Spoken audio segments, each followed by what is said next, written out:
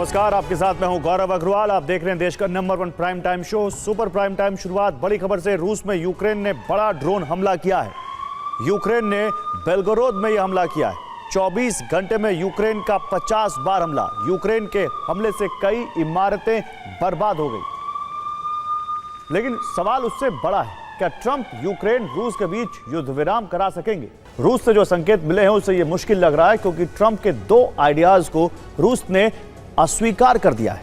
रूस ने साफ कर दिया है कि अमेरिका से युद्ध पर ना तो किसी तरह की डील की जाएगी और ना ही यूक्रेन में बाहरी देशों की सेना का आना मंजूर किया जाएगा। रूस के रुख से साफ है कि किसी भी कीमत पर यूक्रेन की स्थिति पहले जैसी नहीं रहने दी जाएगी। यूक्रेन को भौगोलिक तौर पर भी बदला जाएगा और उसका अस्तित्व भी पहले जैसा नहीं रहेगा। यही वजह है कि यूक्रेन पर कब्जे की जंग को और तेज कर दिया गया है। ताबड़तोड़ प्रहार से यूक्रेन दहल रहा है।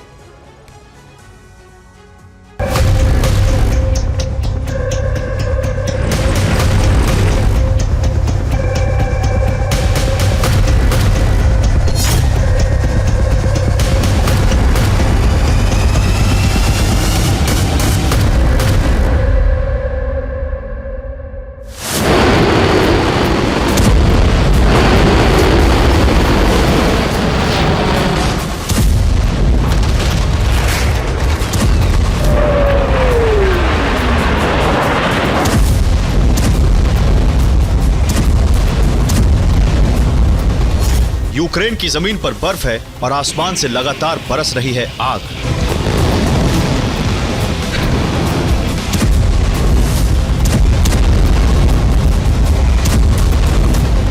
कभी जमीन पर गिरती है रूस की इस्कंदर मिसाइल,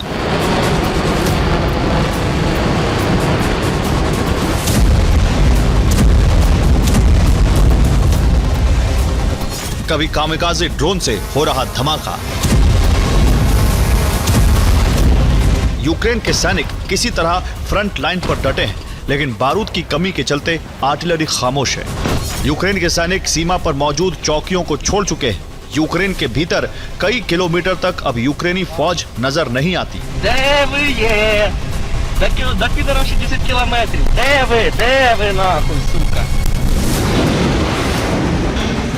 यूक्रेन की तय होती हार का इससे बड़ा सबूत और क्या हो सकता है? यही वजह है कि यूक्रेन में गिरते तापमान के साथ ही बढ़ती जा रही है हार की दहशत।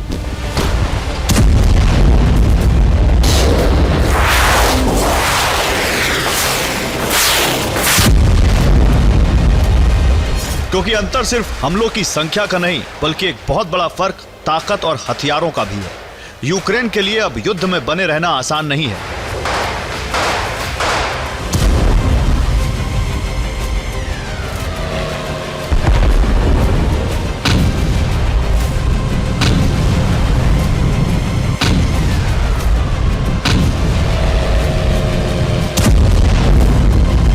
यूक्रेन के पास सिर्फ 50 अटैक एमएस मिसाइल बची हैं, तो दूसरी तरफ रूस के पास 1400 मिसाइलें हैं। अब जरा सोचिए, यूक्रेन रूस के सामने कब तक टिक सकेगा? एक रिपोर्ट के मुताबिक यूक्रेन ने अपनी अटैक एमएस का बहुत बड़ा स्टॉक डोनेस्क में खत्म कर लिया।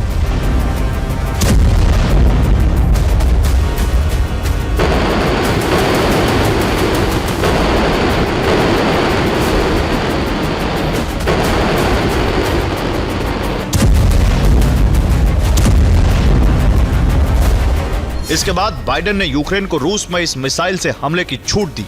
आंकड़ों के मुताबिक अमेरिका से यूक्रेन को 500 अटैक एमएस मिसाइल मिली थी, लेकिन रूस में यूक्रेन ने सिर्फ 31 मिसाइलों से हमला किया।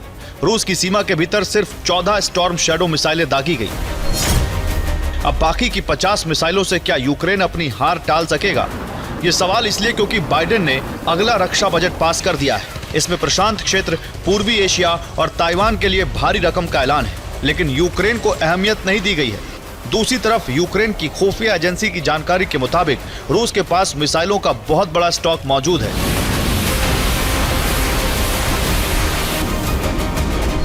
यूक्रेन के पास जितनी अटैक एमएस है, उतनी यानी रूस के पास 50 हाइपरसोनिक किंजल मिसाइलें हैं, 500 अनिक्स और 350 कैलिबर मिसाइलों का स्टॉक है। रूस के पास 103 इस्कैंडर मिसाइलें हैं। रूस के पास मिसाइलों का जितना बड़ा स्टॉक है उससे यूक्रेन का संपूर्ण दहन हो सकता है। दूसरी तरफ इन मिसाइलों का प्रोडक्शन भी तेज है। रूस एक महीने में ही 40 से 50 इस्कंदर मिसाइलें बना लेता है। हर महीने रूस में ऐसी 50 कैलिबर मिसाइलें तैयार होती हैं। यानी एक तरफ यूक्रेन के लिए हथियारों का रास्ता बंद हो रहा है तो दूसरी तरफ रूस बेहद तेजी से हथियार बना रहा है।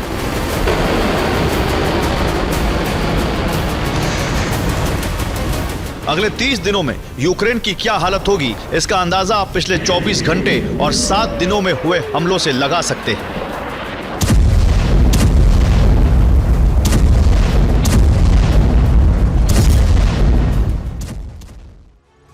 तो रूस के ताबड़तोड़ प्रहार से यूक्रेन लाचार होता जा रहा है। बीते 24 घंटे में यूक्रेन पर 158 बार हमले हुए हैं। सबसे भीषण जंग पोक्रोवस्क और कुर्स्क में चल रही है। पोक्रोवस्क में रूसी सेना ने 54 बार हमला किया है तो वहीं कुर्स्क में यूक्रेनी फौज पर 400 गोले दागे गए। बीते 7 दिनों में यूक्रेन पर लगातार प्रहार हो रहा है। रूस ने 280 गाइडेड बॉम्ब से हमला किया। 7 दिनों में 370 ड्रोन हमलों से यूक्रेन में कई धमाके हुए। एक हफ्ते में ही रूस ने अपनी मिसाइल शक्ति दिखाते हुए 80 मिसाइलों से हमला किया और यूक्रेन में भारी तबाही हुई है। कुर्स्क में भीषण जंग के बीच 24 घंटे में यूक्रेन को बड़ा नुकसान हुआ है। कुर्स्क में यूक्रेन के 400 सैनिकों की मौत हो गई है। यूक्रेन के 3 टैंक, 3 बख्तरबंद वाहन भी नष्ट हो गए। सेना की 14 गाड़ियां भी हमले में भस्म हो गई।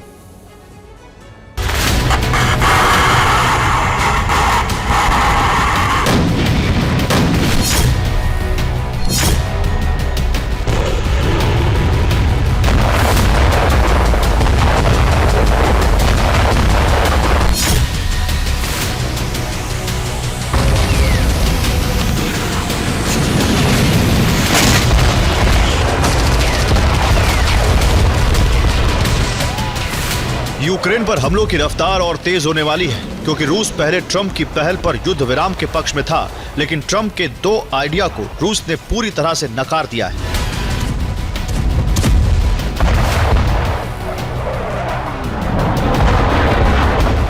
ट्रंप का पहला आइडिया था कि यूक्रेन को अगले 20 साल तक नेटो सदस्य नहीं बनाया जाएगा। दूसरा आइडिया था कि यूरोप की शांति सेना यूक्रेन में तैनात की जाएगी। लेकिन रूस का मकसद कुछ और है और उसमें ट्रंप का आइडिया कहीं फिट नहीं बैठता। रूस कभी अपनी सीमा के करीब यूरोपीय देशों की सेना को बर्दाश्त नहीं कर सकता। रूस ने यह साफ कर दिया है कि ट्रंप ने भले ही युद्ध रुकवाने का भरोसा दिया, लेकिन तरीका नहीं बताया है।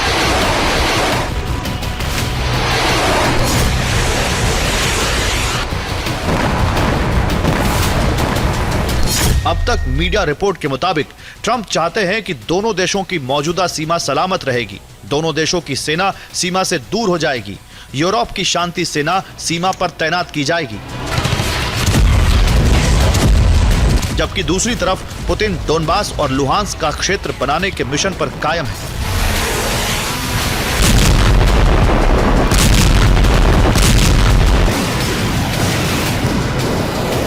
कई इलाकों में पुतिन बफर जोन भी बनाना चाहते हैं। इसलिए रूस सीज फायर तभी करेगा जब यूक्रेन का नक्शा भी बदला जाए।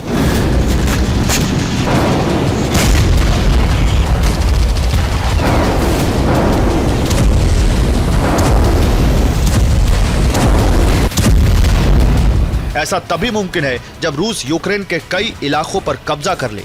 रूस के विदेश मंत्री सरगेई लावरोव ने साफ कर दिया है,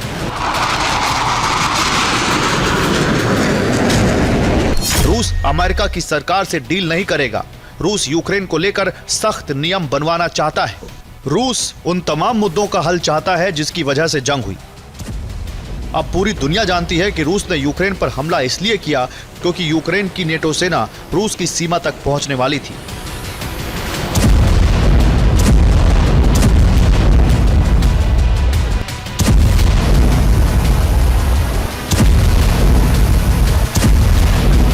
काला सागर में भी अमेरिका अपना वर्चस्व बढ़ाने वाला था।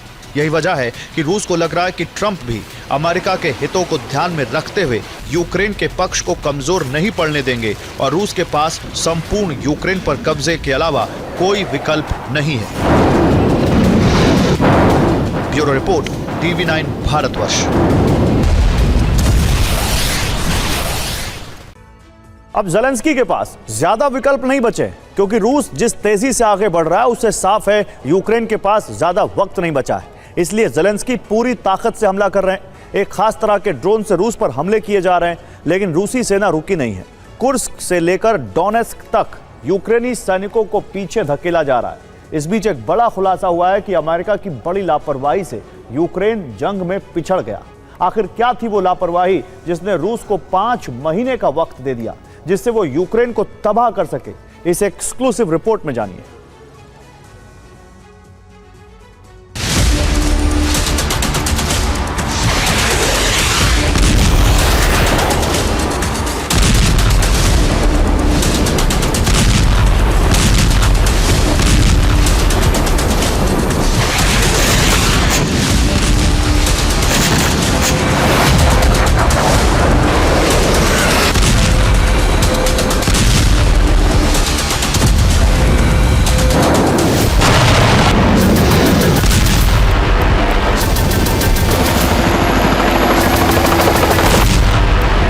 अब वक्त आ गया है जब कभी भी यूक्रेन का सरेंडर हो सकता है।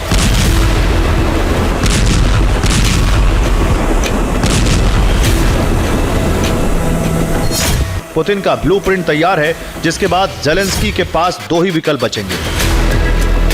या तो भाग जाएं या फिर घुटनों के बल आकर यूक्रेन का आत्मसमर्पण कराएं।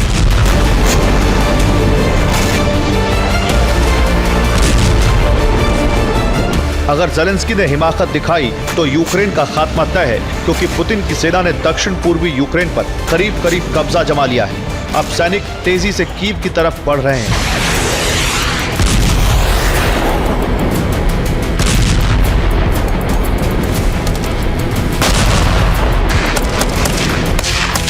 अब सवाल उठ रहा है कि साल की शुरुआत में फ्रंट फुट पर युद्ध लड़ने वाला यूक्रेन अचानक से बैकफुट पर कैसे आ गया?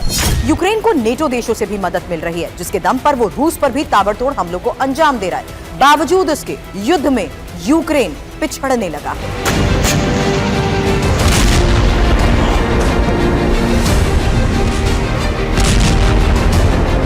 दरअसल इसके पीछे अमेरिका की एक बड़ी लापरवाही है, जिसने यूक्रेन को बढ़त बनाने के बावजूद पीछे हटने पर मजबूर कर दिया।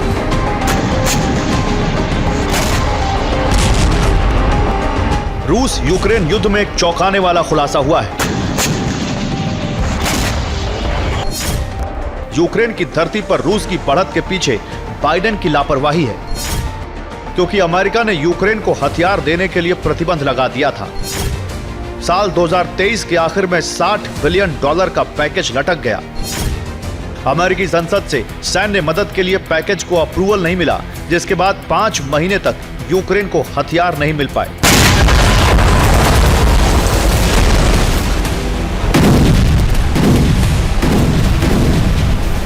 पांच महीने के बाद 1 जनवरी 2023 को अमेरिकी संसद में यूक्रेन को सैन्य सहायता दिए जाने के पैकेज का अप्रूवल मिला।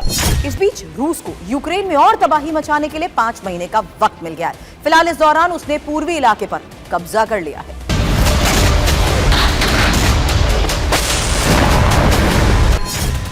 खार्किव, लुहांस्क, डोनेस्क, ज़पोरिजिया, खेरसोन और ओडेसा के 50% से ज्यादा हिस्से पर रूस ने कब्जा जमा लिया है।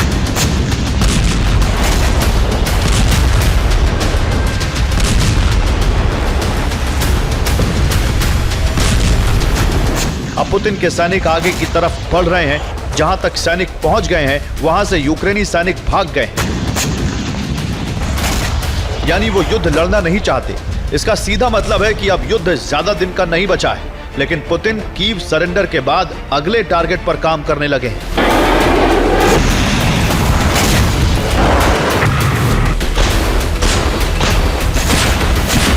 ये बात ज़ेलेंस्की को भी समझ आ चुकी है कि यूक्रेन को अगर मदद नहीं मिली तो वो ज्यादा लंबे समय तक रूस के सामने टिक नहीं पाएगा, क्योंकि अमेरिका के सामने गिड़गिड़ाने से भी मदद मिलने में 5 महीने से ज्यादा का वक्त लग गया था। ये तब था जब बाइडेन यूक्रेन की मदद के लिए तैयार थे, लेकिन अब ट्रंप सरकार आएगी तो इसका भरोसा नहीं है कि यूक्रेन को उसी रफ्तार से सैन्य सहायता मिलती रहे।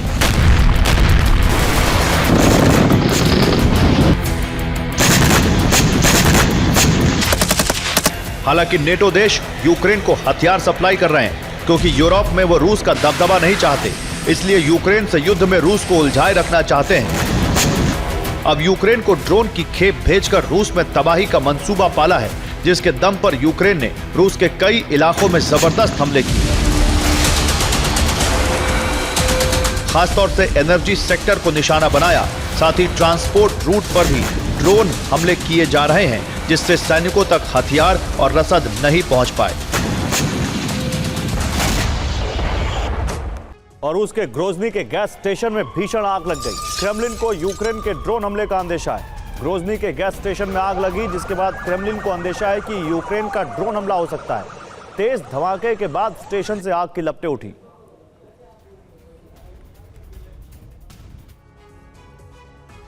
तो यूक्रेन रूस की जंग के विस्तार का ऐलान हो चुका है। विस्तार प्लान के तहत आक्रामकता बढ़ने का पहला परिचय मॉस्को ने दिया है। यूक्रेन को केंद्र में रखकर पुतिन ने उन देशों के खिलाफ जंग की घोषणा कर दी है जहां से यूक्रेन को रिचार्ज हासिल हो रहा है। इस आक्रामकता की वजह है युद्ध विराम की सभी संभावनाओं का अंत। इसलिए रूसी ओरेश्निक मिसाइल ने उन 7 देशों को टारगेट पर लिया है जो अमेरिका से ज्यादा यूक्रेन के मददगार हैं। लेकिन इस विस्तार का अंजाम क्या होगा? अमेरिका रूस के नेतृत्व वाले गुट जंग में कैसे शामिल होंगे? इस पर देखिए यह रिपोर्ट।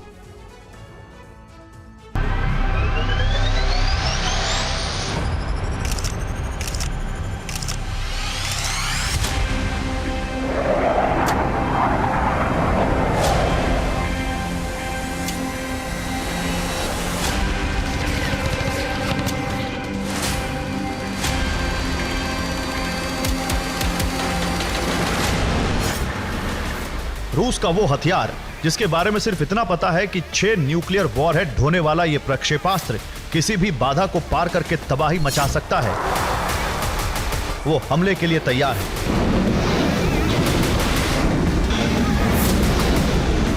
और इस हमले के टारगेट क्रेमलिन ने फिक्स कर दिए, लेकिन टारगेट यूक्रेन के शहर नहीं है, बल्कि इस युद्ध को विस्तार देने के लिए ही इस प्रक्षेपास्त्र की तैनाती की गई है।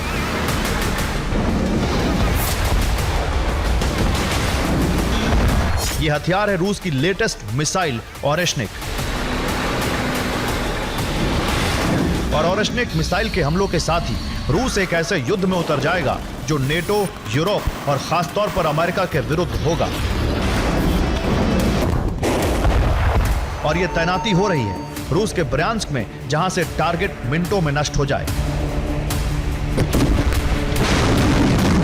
ये टारगेट कौन से हैं, इसके बारे में भी हम आपको बताएंगे, लेकिन पहले इन तैनाती की वजह और विस्तार का कारण समझ लीजिए।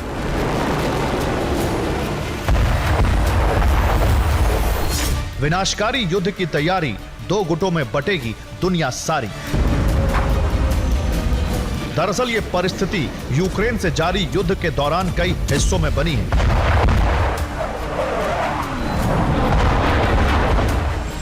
जिसने पुतिन को वृहद स्तर पर युद्ध छेड़ने के लिए मजबूर किया है।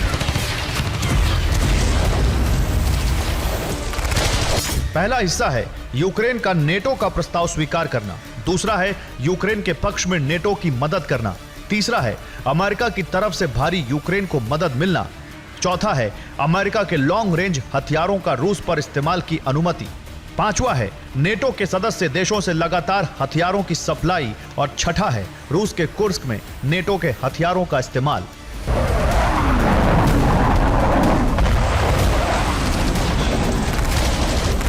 यूक्रेन को मिलने वाली मदद ने ही क्रेमलिन की उम्मीदों को धराशायी कर दिया। जो युद्ध महज 30 दिन चलना था, उसे 3 साल होने को आ रहे हैं, जिसमें रूस को भारी नुकसान उठाना पड़ रहा है। लेकिन अब पुतिन ने फैसला कर लिया है कि यूक्रेन पर कब्जे का एक ही तरीका है, यूक्रेन को मिलने वाली मदद हमेशा हमेशा के लिए रोकना। और यह तभी संभव है जब बृहद स्तर पर रूस अलग अलग मोर्चे पर यूक्रेन के मददगारों पर हमला कर दे। इसलिए सीधी रणनीति के तहत रूस ने युद्ध का प्लान एक्टिवेट कर दिया है, जिसे जमीन पर उतारने में मदद की है ओरेश्निक ने, जिसका डर यूरोप पर भी नजर आने लगा है।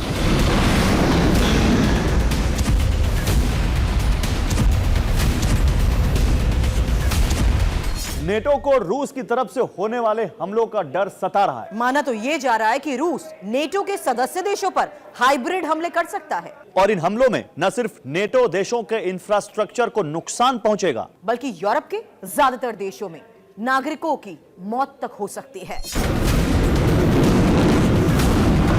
सवाल यह है कि अगर रूस ओरेशनिक से नेटो देशों पर हमले के लिए तैयार है तो फिर शुरुआती टारगेट कौन से देश हो सकते हैं?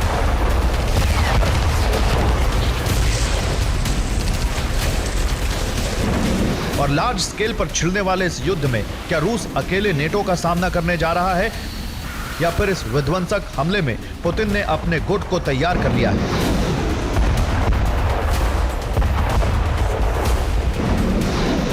और अगर कर लिया है तो फिर उनकी तैयारी किस स्तर की है? तो रूस ने अपने युद्ध विस्तार प्लान के तहत ओरेशनिक मिसाइल की तैनाती ब्रियांस्क में की है ताकि समय आने पर इसकी पूरी क्षमता का इस्तेमाल हो सके। लेकिन फिलहाल रूस के इस मिसाइल के टारगेट पर डेनमार्क है।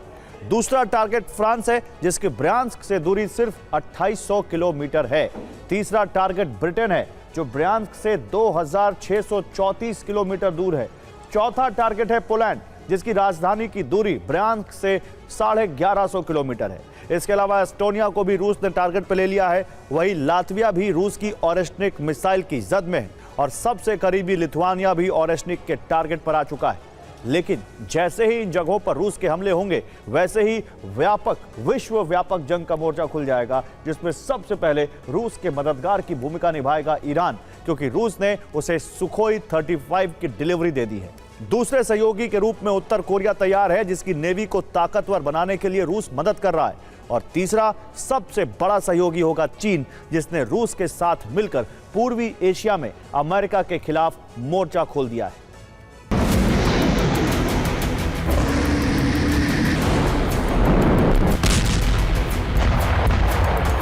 ये बात 100% सच है कि पुतिन वृहद स्तर पर युद्ध की तैयारी कर रहे हैं, जिसका प्रमाण है उनका युद्ध में इस्तेमाल होने वाले हर उस इक्विपमेंट का जायजा लेना जो किसी भी देश में तबाही मचा सकता है।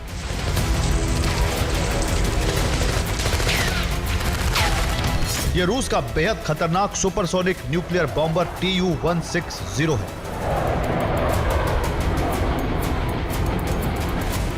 जो बिना रुके 12,000 किलोमीटर तक उड़ान भरने में सक्षम है।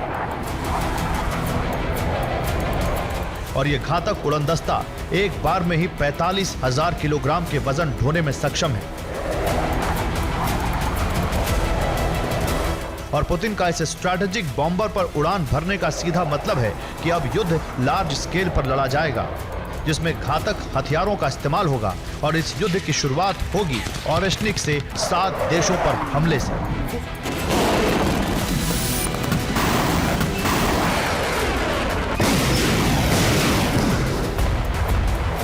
लेकिन सबसे बड़ा सवाल यह है कि यही 7 देश क्यों चुने गए?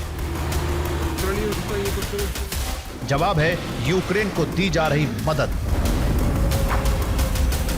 दरअसल डेनमार्क, लिथुआनिया और फ्रांस से यूक्रेन के लिए 150 मिलियन यूरो का फंड मिला है और यह राशि मिसाइल, ड्रोन और आर्टिलरी सिस्टम पर खर्च की जाने वाली है। वहीं डेनमार्क F-16 फाइटर जेट्स की दूसरी खेप भी यूक्रेन को देने जा रहा है।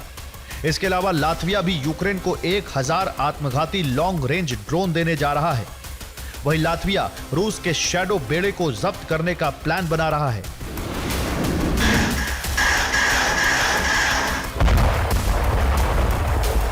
और इस प्लान को जमीनी स्तर पर लागू करने की वजह बताई जा रही है हाइब्रिड युद्ध के खतरों को कम करना। जैसे फिनलैंड और एस्टोनिया के बीच अंडर सी केबल को नुकसान पहुंचाया गया है, उस तरह के खतरे से निपटना। और लातविया इस कार्रवाई को बाल्टिक रीजन के देशों की मदद से करेगा।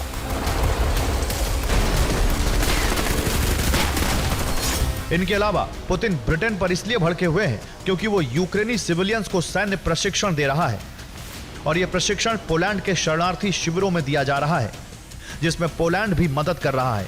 तो वही फ्रांस को टारगेट इसलिए बनाने की तैयारी है क्योंकि उसकी सेना यूक्रेन में जल्द ही शांति सेना के तौर पर तैनात होने जा रही है। इसलिए पुतिन ने युद्ध क्षेत्र के विस्तार से जुड़ा एक मैप भी रिलीज कर दिया है, ये मैप बताता है कि रूस के निशाने पर यूरोप के जो देश हैं, उनके कई ठिकानों पर बारूदी जलजला आ सकता है।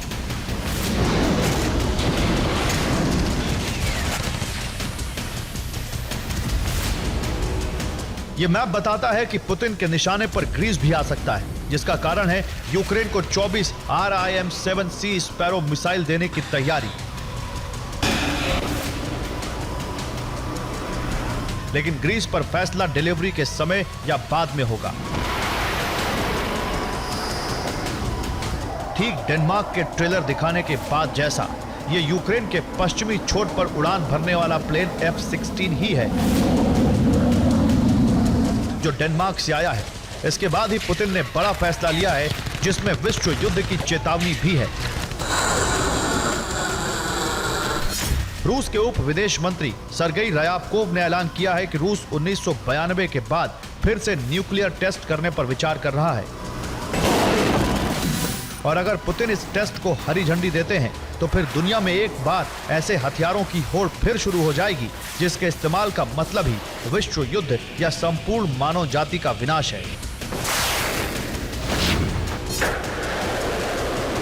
और भविष्य की बनने वाली इस स्थिति का अनुमान क्रेमलिन को पहले ही है, इसलिए रूस ने अपने सहयोगियों को भी युद्ध के लिए तैयार कर लिया है। इसमें ईरान को सुखोई 35 देने की तैयारी शुरू हो चुकी है, तो वहीं नॉर्थ कोरिया में भी नेवल फ्लीट बनाई जाने लगी है और चीन पूर्वी मोर्चे पर अमेरिका से सीधी जंग के लिए तैयार है। Bureau report, TV9 Bharatvarsh. और यूक्रेनी फ्रंटलाइन पर रूस ने विध्वंसक अटैक किया है। रूस का विध्वंसक हमला यूक्रेनी फ्रंटलाइन पर। यूक्रेन में रूसी टर्मिनेटर का एक्शन देखने को मिला है। यूक्रेनी पोस्ट पर अंधाधुंध firing. Special military operation zone में भीषण तबाही।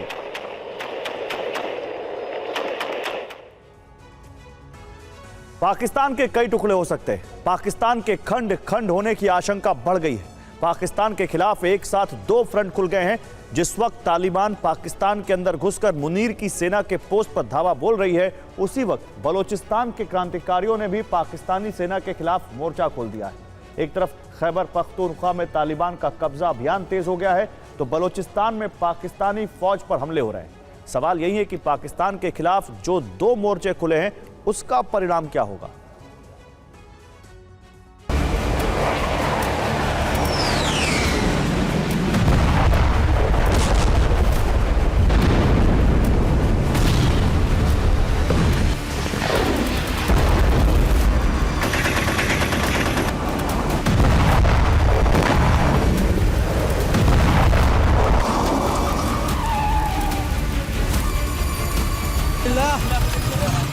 पाकिस्तान और अफगानिस्तान की सीमा रेखा डूरन लाइन कई दिनों से दहल रही है।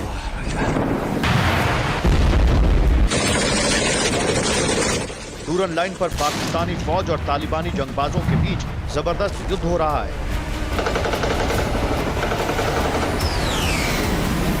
अफगानिस्तान की धरती पर पाकिस्तानी एयरफोर्स ने मिसाइल वर्षा की तो अफगानिस्तान आउट ऑफ कंट्रोल हो गया।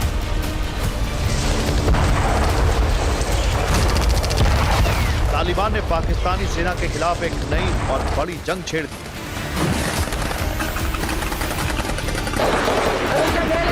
तालिबान के लड़ाके न सिर्फ पाकिस्तानी सेना को टारगेट कर रहे हैं, बल्कि पाकिस्तान के दो प्रांतों में काफी अंदर तक घुस गए हैं।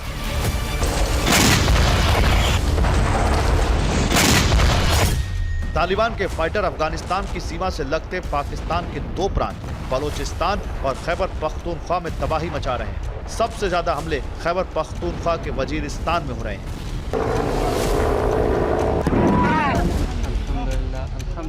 तालिबान के जंगबाज पाकिस्तान के अंदर तब दाखिल हो गए जब पाकिस्तान ने एक बार फिर से अफगानिस्तान में एयर स्ट्राइक की। इसी के बाद तालिबान ने पाकिस्तान के अंदर कब्जे का अभियान तेज कर दिया।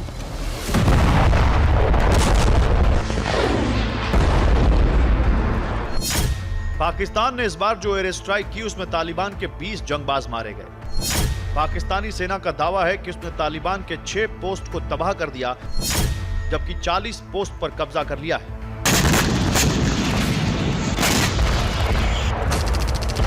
पाकिस्तानी फौज के इस हवाई हमले से भड़के तालिबान ने आर पार की लड़ाई छेड़ दी है।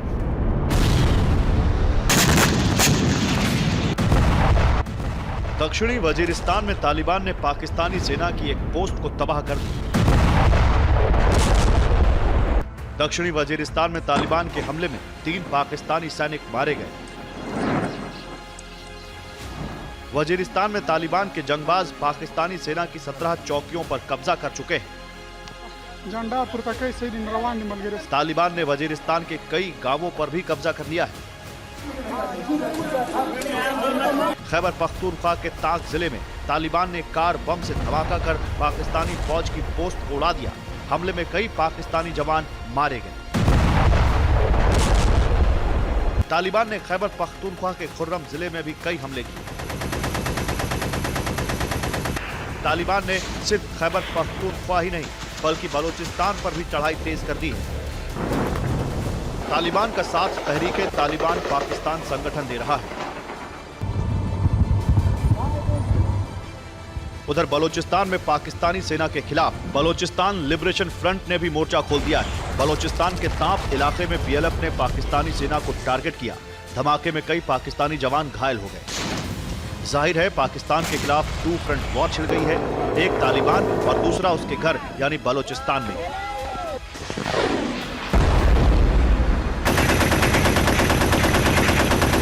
सवाल यह है कि आखिर इस बार पाकिस्तान और तालिबान में जंग क्यों शुरू हुई? इसका ट्रिगर पॉइंट क्या था?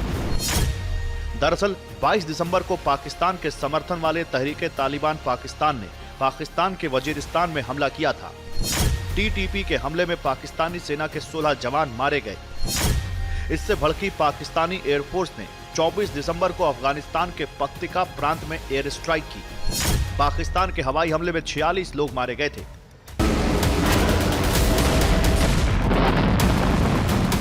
अफगानिस्तान का आरोप है कि इस हमले में ज्यादातर नागरिक मारे गए, जिसमें बच्चे और महिलाएं शामिल हैं। अफगानिस्तान ने इसे अपनी संप्रभुता पर हमला बताया और इसी के साथ पाकिस्तान के खिलाफ जंग छेड़ी।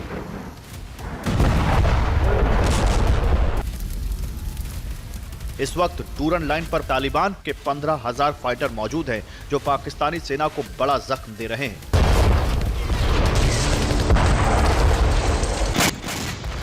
अब सवाल यह है कि आखिर ये तहरीके तालिबान पाकिस्तान यानी टीटीपी क्या है?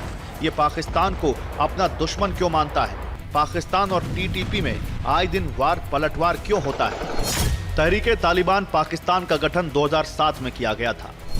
इसका उद्देश्य पाकिस्तानी सेना से लड़ना, पाकिस्तानी हुकूमत को उखाड़ फेंकना, पाकिस्तान में शरिया कानून लागू करना है। इसे अफगानिस्तान के तालिबान का समर्थन प्राप्त है। यह अफगानिस्तान की धरती से ही ऑपरेट करता है और आए दिन पाकिस्तान में बड़े हमलों को अंजाम देता है। टीटीपी ने वजीरिस्तान में कई इलाकों पर कब्जा कर रखा है। इसी टीटीपी के हमले की वजह से पाकिस्तान और तालिबान में सीधी जंग छिड़ गई है। ये वो जंग है जो किसी भी वक्त बड़े युद्ध में तब्दील हो सकती है। Bureau report, TV9 Bharatvarsh.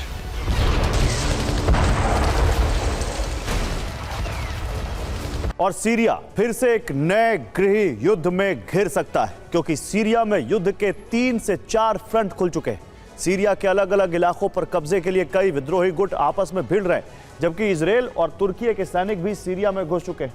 इस बीच रूस ने HTS से हाथ मिला लिया, जिससे अमेरिका समर्थित विद्रोही गुटों को काबू में किया जा सके, जबकि एर्दोआन ने ऑपरेशन ऑटोमन चलाकर अपने मंसूबे जाहिर कर दिए।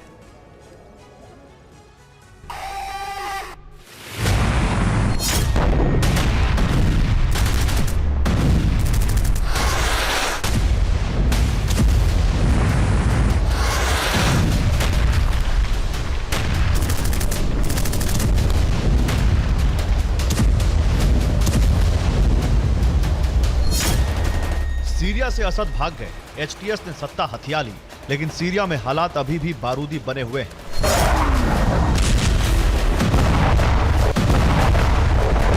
सीरिया फिर से एक और गृह युद्ध की तरफ बढ़ रहा है, क्योंकि 3 मोर्चे अभी भी खुले हुए हैं।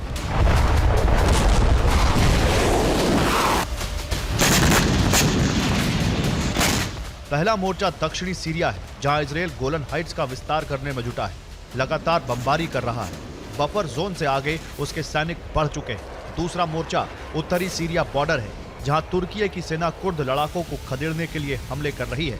तुर्की उत्तरी सीरिया में कब्जा करना चाहता है। तीसरा मोर्चा उन रूसी बेस पर खुल गया है जहां कब्जे के लिए HTS और SDF आपस में भिड़ गए। कई जगहों पर कुर्द लड़ाकों ने कब्जा भी कर लिया है।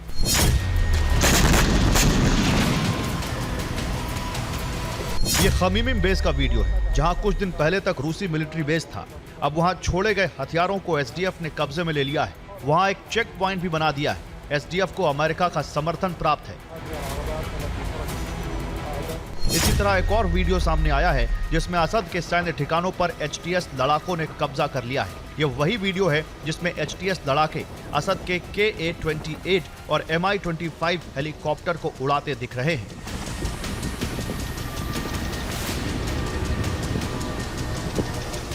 यानी अब असद के छोड़े खजाने और सैन्य ठिकानों पर कब्जे की होड़ शुरू हो गई है, जिसमें विद्रोही गुट आपस में भिड़ गए।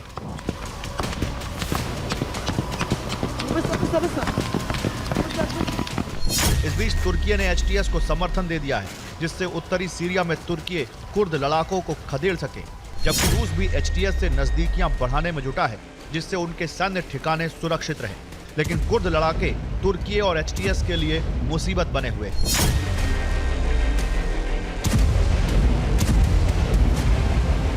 SDF ने एक वीडियो जारी किया है जिसे वो तुर्की के सैनिकों पर हमला करते दिख रहे हैं। असद के हथियारों से तुर्की पर हमले किए जा रहे हैं, जिससे ड्रोन और रॉकेट का इस्तेमाल किया जा रहा है।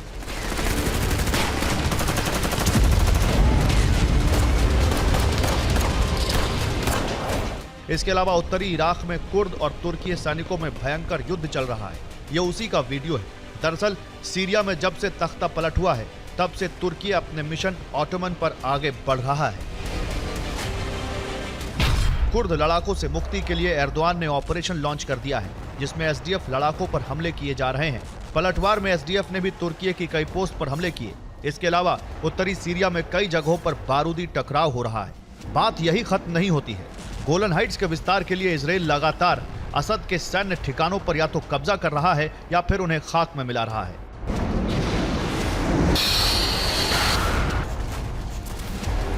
जिससे HTS उनका इस्तेमाल न कर पाए। बीती रात सीरिया में ईरान मिसाइल फैसिलिटी में भी हमला किया गया, जिससे ईरान तमतमा गया है। जबकि सीरिया में अपना दबदबा बनाए रखने के लिए इजराइल को रोकने के लिए रूस HTS के साथ बैकडोर से बात कर रहा है, जिसके बाद HTS चीफ गोलानी का बयान सामने आया है, जिसमें कहा है रूस दुनिया का दूसरे नंबर का ताकतवर देश है, उससे संबंध बिगाड़ना सीरिया में हालात सुधारने की दिशा में ठीक नहीं होगा। यानी HTS को भले ही अमेरिका इजराइल का समर्थन हो, लेकिन वो रूस और तुर्की से भी संबंध नहीं बिगाड़ना चाहता है। इसका सीधा मतलब है कि HTS और PKK में टकराव बढ़ सकता है। इसी तरह दक्षिणी सीरिया में इजराइल से भी टकराव का अंदेशा है। यानी सीरिया अब नया एपिसेंटर बनने जा रहा है, जहां रूस और अमेरिका आमने सामने आ चुके हैं। Bureau report, TV9 Bharatvarsh. उधर गाजा में एक बार फिर इजरायली सेना का मिशन पूरी रफ्तार से आगे बढ़ रहा है। हमास के रॉकेट प्रहार के बाद इजरायली सेना ने 2 अस्पतालों पर हमला किया। IDF ने 19 हमास लड़ाकों को मारने का दावा किया है। दूसरी तरफ सैनिकों को हमास के गुरिल्ला हमलों से बचाने के लिए अब रोबोट की मदद ली जा रही है।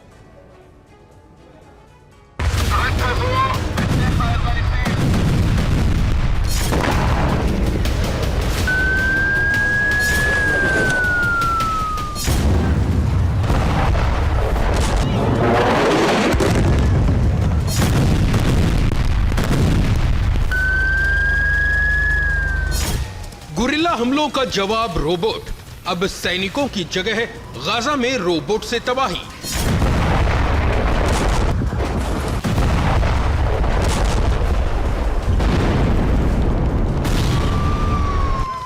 गाजा में इन धमाकों की वजह है इजराइल के वो रोबोट जिन्हें बेखौफ होकर इमारतों तक भेजा जा रहा है।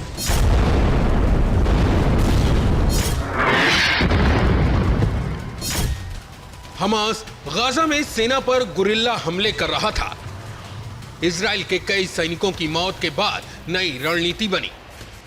अब हमास के अड्डों पर रोबोट की मदद से हमला किया जा रहा है।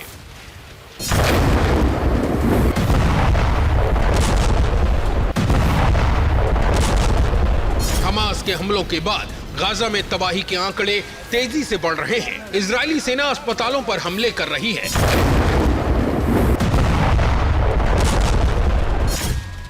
इजरायली सेना ने अल वफा अस्पताल पर हमला किया। सेना ने गाजा की कमल अदवान अस्पताल पर भी अटैक किया। कमाल अदवान अस्पताल में हमास के ठिकानों की जानकारी मिली थी।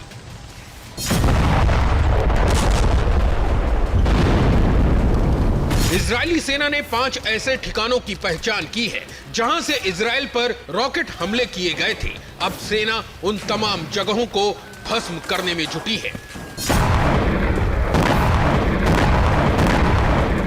इजराइल की वायुसेना ने उन ठिकानों पर भारी बमबारी शुरू कर दी है।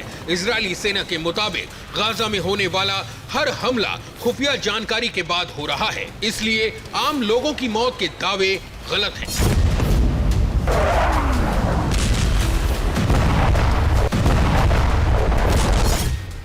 कमाल अदवान अस्पताल में 19 हमास लड़ाकों को मारने का दावा किया गया है, जबकि हमास ने अस्पताल में 50 आम लोगों की मौत का दावा किया है। 240 संदिग्धों को अस्पताल से गिरफ्तार भी किया गया है।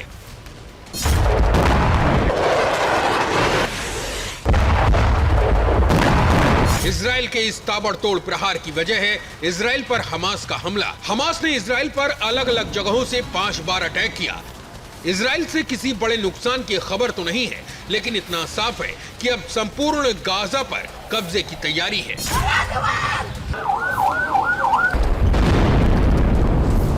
इजरायली आर्मी गाजा के इलाकों को खाली करा रही है, जिसके बाद गाजा पर तेज प्रहार होगा। पीएम नेतन्याहू के मुताबिक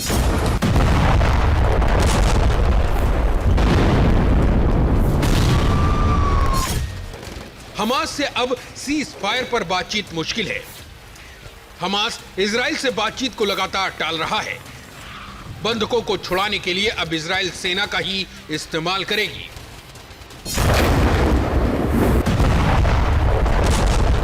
पीएम नेतन्याहू के इस बयान के बाद ही गाजा पर भीषण प्रहार का दौर शुरू हो गया। इजरायली सेना का दावा है कि हमास के लड़ाके अभी सुरंगों में छिपे हैं और उनके पास मिसाइलों का भंडार है। इजरायली सेना के मुताबिक हमास के पास इजराइल की राजधानी तक हमले करने वाली मिसाइलें हैं। यही वजह है कि अब गाजा में हमास के बाकी बचे ठिकानों को भी तलाश करके नष्ट किया जाएगा। हालांकि विशेषज्ञों के मुताबिक इसी बहाने इजराइल संपूर्ण गाजा को खंडहर बनाएगा और फिर गाजा के लोगों को एक बहुत छोटे से इलाके में समेट दिया जाएगा।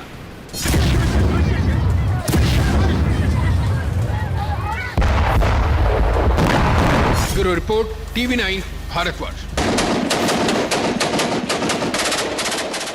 और रूस यूक्रेन की जंग में अमेरिका की भूमिका और अमेरिका में सत्ता परिवर्तन को चीन ने एक ऐसा अवसर मान लिया है जिसमें पूर्वी एशिया में जंग का मोर्चा खोलकर अमेरिका के लिए संकट खड़ा किया जा सकता है। क्योंकि जितना भी वॉर फ्रंट पर अमेरिका है, इसमें सबसे शांत यही है जिसे बारूदी आग से भड़काकर 2 लक्ष्य हासिल किए जा सकते हैं। पहला, अमेरिका को कमजोर साबित करना और दूसरा, ताइवान को चीन में मिला लेना। लेकिन यह रणनीति धरातल पर कैसे उतारी, इस रिपोर्ट में देखिए।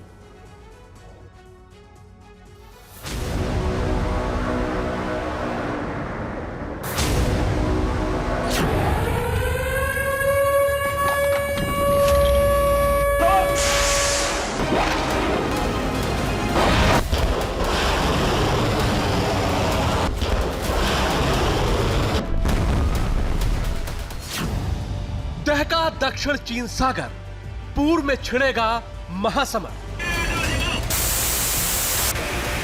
यूक्रेन रूस के युद्ध से उठे बारूदी बवंडर ने दुनिया के सामने जिस संकट की कल्पना बनाई है, वो साकार रूप लेने जा रही है। एक तरफ पुतिन ने यूरोपियन देशों के खिलाफ युद्ध की तैयारी शुरू कर दी है, तो दूसरी तरफ अपने सहयोगियों के सहारे मॉस्को ने अमेरिका को उलझाने का प्लान भी एक्टिवेट कर दिया है। और इस प्लान के तहत अमेरिका के लिए सबसे बड़ा संकट चीन बनने वाला है।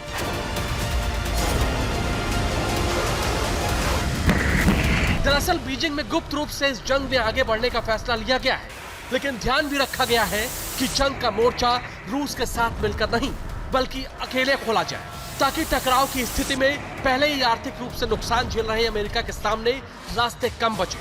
यही वजह है कि इस बार चीन ने अमेरिका में सत्ता परिवर्तन के समय को अवसर बनाया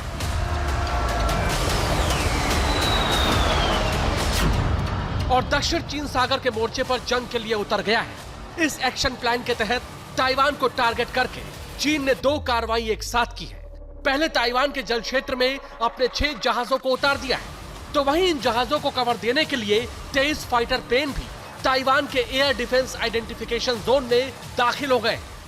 चीन की इस कार्रवाई को ताइवान के कोस्ट और रडार ने एक साथ दर्ज किया है, लेकिन चीन की सेना रुकने का नाम नहीं ले रही। ताइवान के उत्तरी क्षेत्र में दर्ज हुई इस हलचल के बाद भी चीन की सेना दक्षिण चीन सागर में एक्टिव मोड में नजर आ रही है, और इसका कारण है इसी सागर में रूस की मौजूदगी।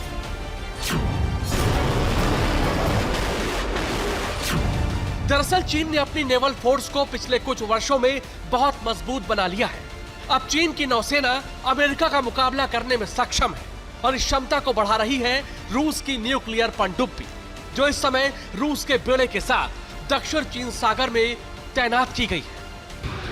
हालांकि इस तैनाती का मकसद युद्धाभ्यास बताया जा रहा है जो चीन के साथ हो रहा है, लेकिन यही वॉर एक्सरसाइज अमेरिका के लिए चुनौती बन रही है, क्योंकि जब भी चीन और रूस इस समुद्र में युद्धाभ्यास करते हैं तो कहीं ना कहीं युद्ध का आगाज भी होता है, और रूस के विदेश मंत्री का दावा इसकी पुष्टि करता है। सर्गेई लावरोव के मुताबिक अमेरिका ताइवान स्ट्रेट में भड़काऊ कार्रवाई कर रहा है।